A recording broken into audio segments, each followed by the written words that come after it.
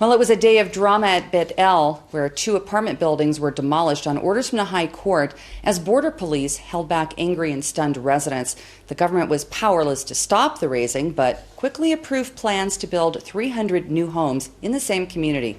We get more from IBA's Aryeh O'Sullivan.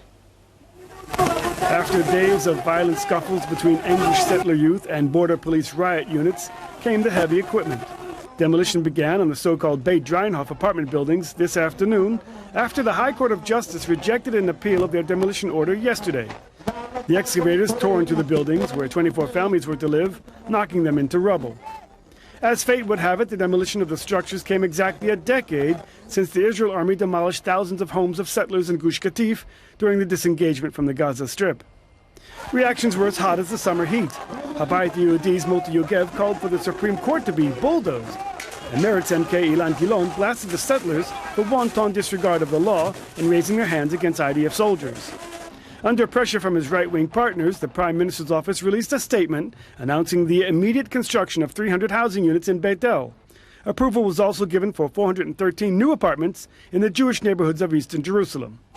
Lawyers from Yesh representing the Palestinian landowner in Beit El, who petitioned the High Court of Justice, said they would also fight any new plans to build on the same spot. And the Palestinians, protected persons in the West Bank, they have only one institution that can defend their rights, unfortunately, and that is the Supreme Court. Supreme Court is not a body and not an institution that is being affected by political atmosphere like the Minister of Defense or the Prime Minister office or the Ministry of Justice or other ministerial bodies.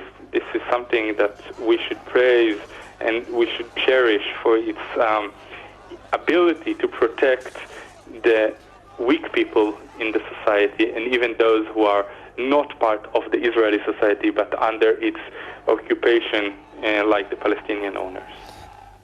Israeli spy